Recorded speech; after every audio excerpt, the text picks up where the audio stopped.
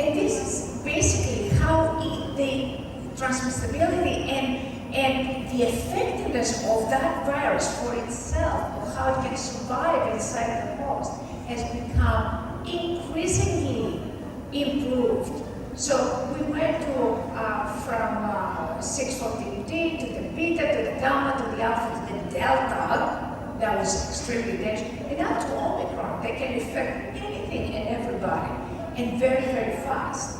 Up to 500 times more infectious than the Delta virus. Think about that. Extremely, extremely dangerous. Next slide. So, with COVID-19, what can go wrong? You know, the second law of thermodynamics says that what can go wrong will go wrong. It's the Murphy's law, right? With COVID-19, it's the opposite. What can go wrong goes right. So this virus is not a joke, okay? So basically, unlike previous versions of coronavirus where random mutations eventually the virus became extinct, this virus has about 300,000 mutations and it's gotten better. So don't expect the COVID-19 to ever leave this earth. It will never go, okay? You will have to wear a mask for the rest of your lives, guys. I'm sorry, but that's what I think is the story. Next, please. And this is what it does, you see. It also affects, if you get into it, I mean, if you're interested in the subject, you can take the book. There's so many aspects that it affects.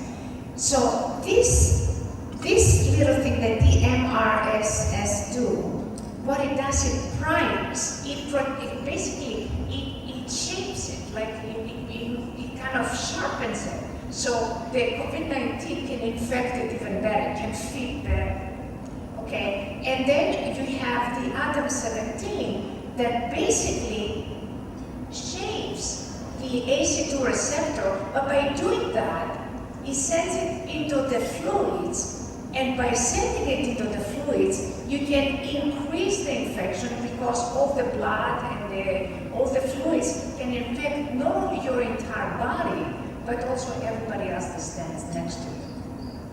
Next.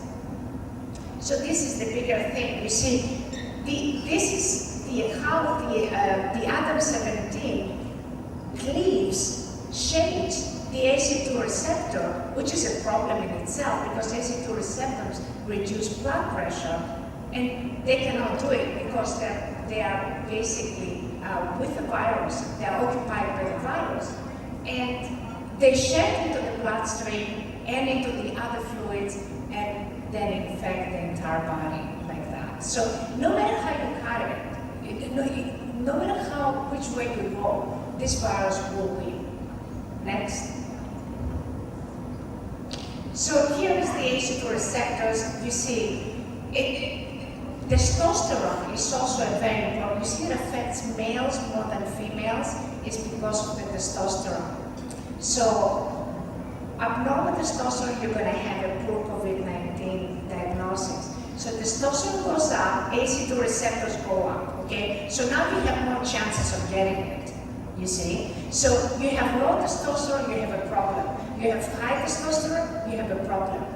Checkmate. No matter what you have a problem because of the way it affects the system. So angiotensin 1 to 7 goes up, blood pressure goes down.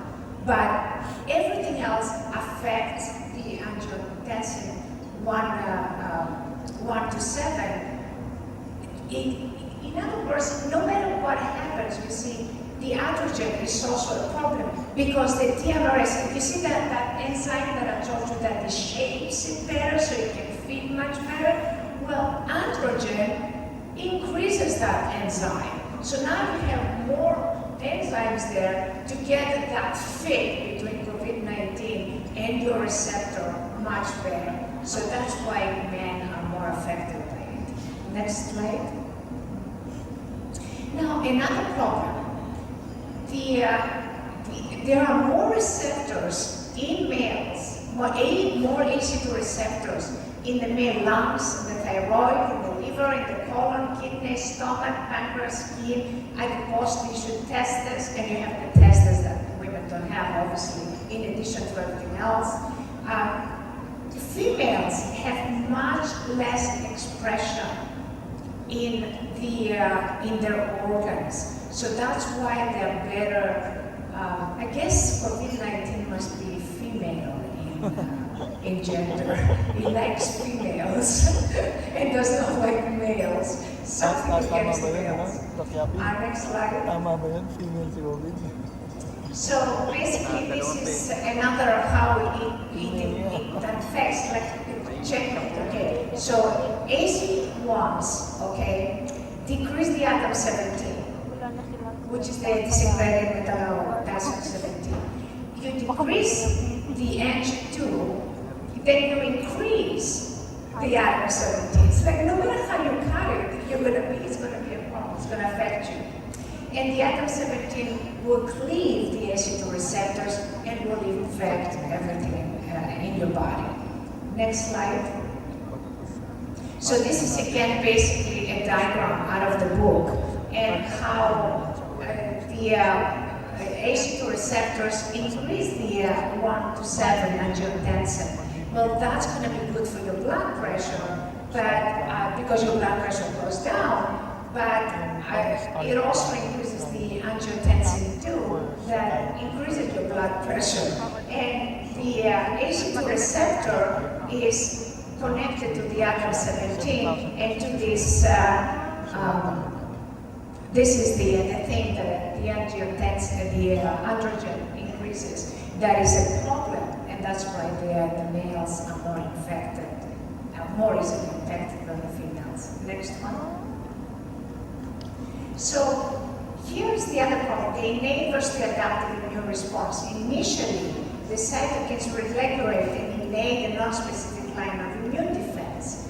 And the cytokine store is the result of deficient initial response because the interferons have not been allowed to multiply because of the COVID-19 interfering with them. And you have an inadequate switch from the innate to the adaptive immune system. So what happens basically, all the information that is derived from the innate immune system is not transferred to the adaptive immune system. And it's the adaptive immune system that will recognize and kill the virus. And now it's inside, it's immobilized by COVID-19. And because of all these errors, then the immune system starts attacking itself. Next slide. So you have this basically how COVID-19 suppresses the production of interferons. You have an initial deficient immune response, inadequate switch from innate to adaptive, then COVID-19 takes over. The adaptive response is inhibited because of coronavirus. And basically you have the series of errors. That's why, remember, we said that the Pfizer is a better vaccine. Why? Because it targets the spike protein and only the spike protein, nothing else, because once it's in your system, it's going to be a problem. Next. And there is actually evidence that severely ill patients are deficient in the human leukocyte antigen. It's the HLA system of proteins, which are recorded by the HMC gene. So that is also another way of how it affects genetic expression and how it will stop immunity. Not only for when you have COVID-19, but long, long after you have had COVID-19 and other diseases that you could develop as a result of this. Next one. So the HME gene encodes many proteins that have to do with the T cells. T cells are basically the cells of the immune system.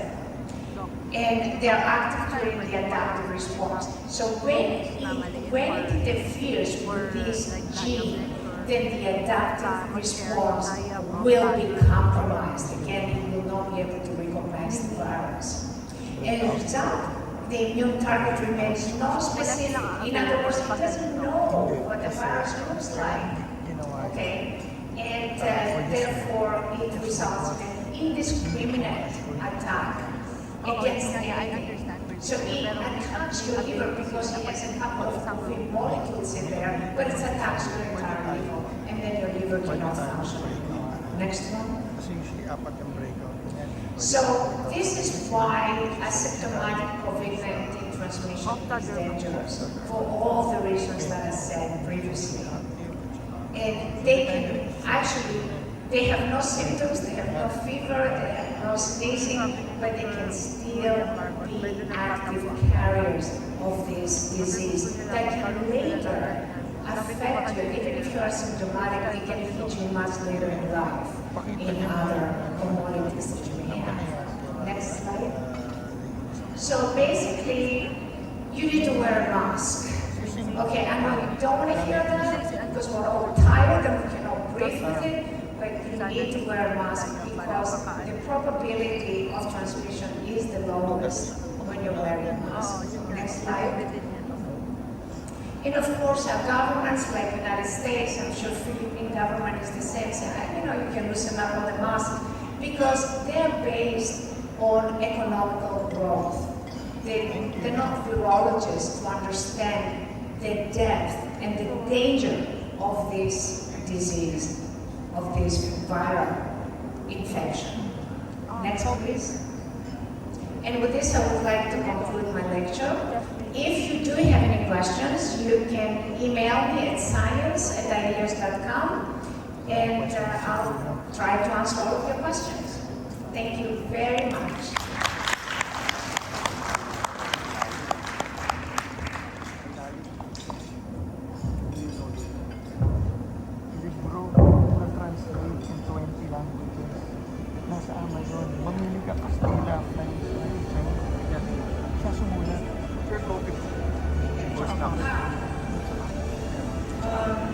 So the floor is open if anybody wants to ask questions to Doctora.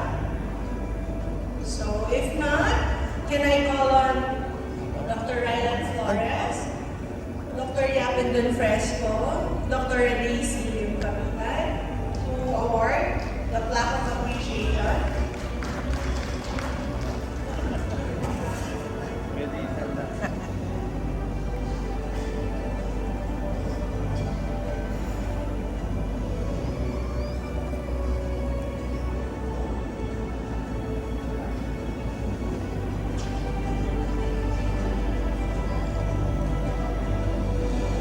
This certificate of appreciation is given to Dr. Sania Sobra for sharing her invaluable time and expertise as plenary speaker during the PAMS 28th Annual Convention with her lecture, Checkmate by Approaching Invisible Enemy COVID-19, the Enemy Within. Given the 17th day of November, the Grand Hyatt Manila Bonifacio Global